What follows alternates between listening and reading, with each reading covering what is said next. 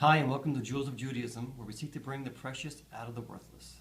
Today I'll be sharing with you a short commentary on this week's Torah portion called Pinchas, which is found in Numbers 25:10 through 29 verse 40. The title of my commentary on this week's Torah portion is Living for an Audience of One. This past week I attended the funeral of a friend who died suddenly of a heart attack at the age of 48. This man's name was Khan. He was a Turkish pastor in the city of Istanbul. There were several hundred people who attended the funeral, and of those who testified, everyone shared about his love for God and his love for people. His faith was undeniable. Khan became a believer in Yeshua when he was about 30 years old, and he lived a faithful life despite much persecution. Living as a believer in Yeshua in a Muslim country like Turkey is very challenging, and there is always persecution.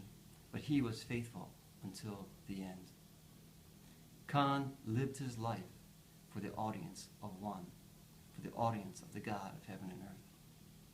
In this week's Torah portion, we see a very similar characteristic in a man who lived his life for the audience of one. His name was Pinchas.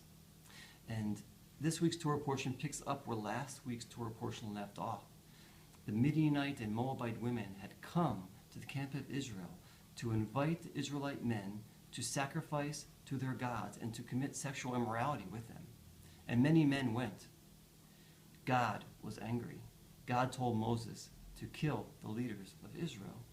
Moses obeyed. He commanded the judges of Israel to kill all of those who had joined themselves to Baal Peor, the gods of the Moabites and Midianites. There was death in the camp. There was the plague of the Lord in the camp. And the people were weeping at the tent of meeting. It was at this very moment that one of the Israelite men named Zimri took a Midianite woman named Cosbi and brought her into the camp of Israel before the eyes of Moses, before the eyes of all the congregation. And he brought her into one of the tents of his relatives to lay with her. It was like the whole nation was in shock, thinking, what is this man doing, committing this brazen sin while we're all weeping here at our sin and the judgment of God? It was at this very moment that Pinchas rose up, grabbed a spear, went into the tent, killed the Israelite man and the Midianite woman, and the plague of the Lord was stopped. God told Moses that he was pleased with Pinchas. God basically said to Moses, this is my man, because he was jealous with my jealousy. This was a man after God's own heart. And God said, I want to reward him, and I am giving him my covenant of peace. And this man will have a perpetual priesthood, meaning that his descendants would continue to be the priests forever.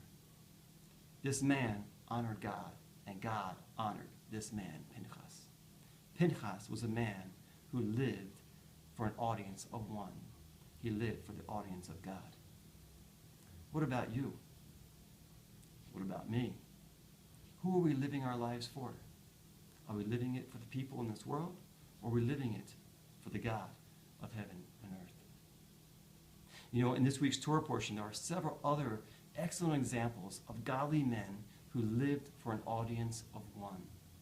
To read my full commentary on this week's Torah portion, I invite you to go to my website, jewelsofjudaism.com, under the title, Living for an Audience of One.